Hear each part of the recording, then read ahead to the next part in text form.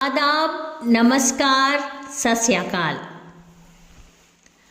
दोस्तों, दुनिया की सबसे मशहूर प्लेबैक सिंगर, एक ऐसी आवाज़ जो सिर्फ गीतों की दुनिया में नहीं बल्कि कानों और यादों के जरिए भी दिलों में बसी हुई है।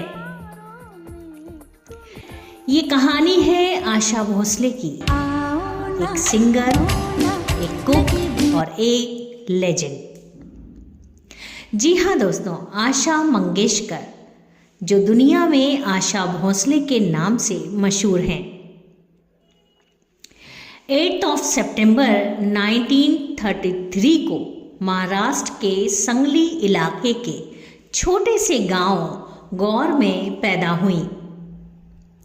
उनका ताल्लुक एक म्यूजिक से भरी पूरी फैमिली से था। उनके वालिद पंडित दीनानाथ मंगेशकर मराठी और कोंकणी बैकग्राउंड के क्लासिकल सिंगर और एक्टर थे और उनकी वालिदा शिवंती गुजराती थी। जब आशा सिर्फ 9 साल की थी, उनके वालिद का इंतकाल हो गया। उसके बाद उनकी फैमिली पुणे से कोल्हापुर और फिर मुंबई शिफ्ट हो गई। लता और आशा ने छोटी सी उम्र में ही अपने घर का सहारा बनने के लिए फिल्म्स में गाना और एक्टिंग करना शुरू किया। 1943 में मराठी फिल्म माझा बाल के लिए उन्होंने अपना पहला गाना चला चला नाव बाला गाया, जिसका म्यूजिक दत्ता देवजेकर ने कंपोज किया था। हिंदी फिल्म्स में उनका डेब्यूट 1948 की फिल्म चुनरिया के गाने सावन आया से हुआ। पहला सोलो हिंदी सॉन्ग उन्होंने रात की रानी 1949 के लिए गाया। अर्ली स्ट्रगल्स और शादी। 16 साल की उम्र में आशा भोसले ने अपने घर वालों की मर्जी के खिलाफ अपने घर के नौकर 31 साल के गणपत राव भोसले से शादी कर ली। ये शादी उनके लिए मुश्किलों से भरी रही। कुछ एक साल बाद ही गणपत राव का असली चेहरा सामने आने लगा। वो आशा भोसले को पैसे की मशीन समझने लगा। वो चाहता था कि आशा भोसले ज़्यादा से ज़्यादा फिल्मों में गाना गाए और पैसा लेकर आए। आशा दिन दिन भर स्टूडियो के चक्कर लगाती और दिन में कई कई गाने गाती थी। जब थक हार कर घर लौटती तो घर का सारा काम करती, खाना पकाती। इस पर भी गणपत राव उनके साथ मारपीट करता था। आशा ने कई साल अपने शौहर के जुल्म और सितम सहे। इसी बीच उनके 2 बच्चे, एक बेटा और एक बेटी भी पैदा हुए। गणपत राव आशा को अपने मैके वालों से भी मिलने की इजाज़त नहीं देता था।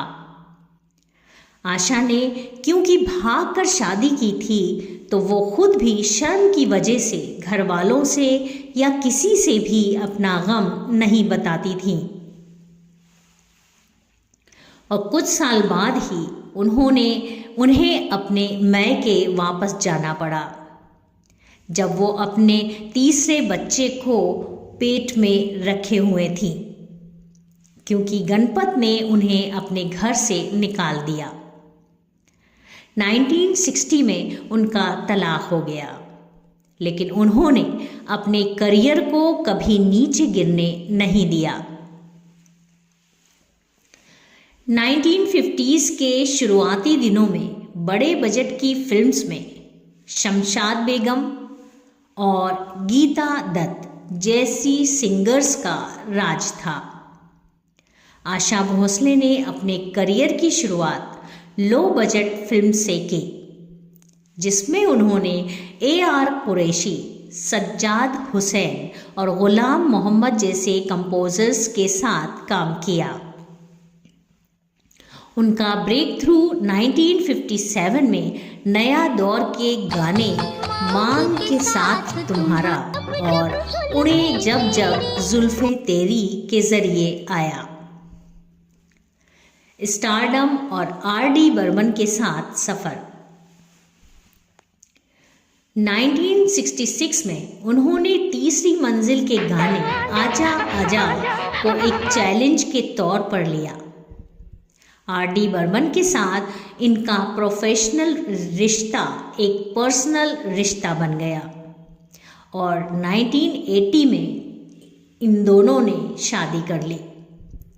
आशा भोसले और बर्मन साहब ने एक साथ कई आइकॉनिक गाने दिए, जैसे ओ मेरे सोन आ रे और पिया तू अब तो आजा।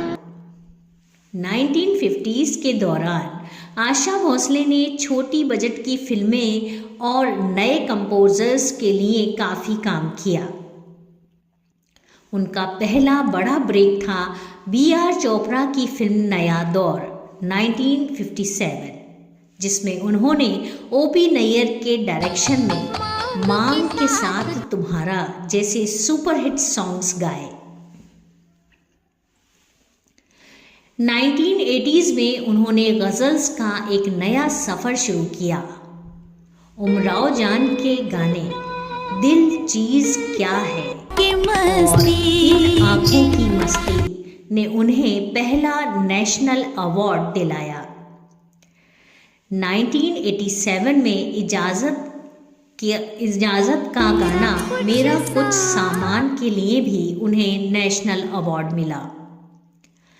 पर्सनल लाइफ और लेगेसी। आशा भोसले के 3 बच्चों में से उनका बेटा हेमंत एक सक्सेसफुल म्यूजिक डायरेक्टर रहा, जो 2015 में कैंसर की वजह से दुनिया छोड़ गया। उनकी बेटी वर्षा, जो एक जर्नलिस्ट थी, ने 2012 में सुसाइड कर ली। उनका छोटा बेटा आनंद आज उनके करियर को मैनेज करता है। आशा भोसले के परिवार में उनकी बहन लता मंगेशकर और भाई हृदयनाथ मंगेशकर जैसे लेजेंड्स हैं। 62 साल की उम्र में उन्होंने फिल्म में से एक्टिंग डेब्यूट किया, जिसमें उन्होंने एक अल्जाइमर पेशेंट का किरदार अदा किया।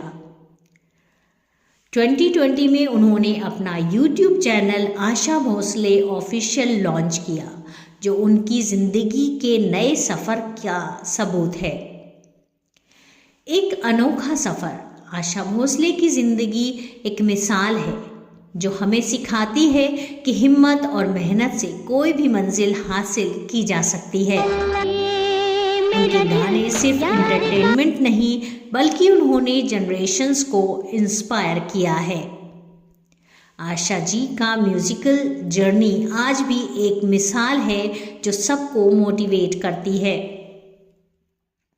आशा भोसले की ज़िंदगी का ये सफ़र आपको कैसा लगा, हमें कमेंट्स में ज़रूर बताइए और चैनल को सब्सक्राइब करना ना भूलें।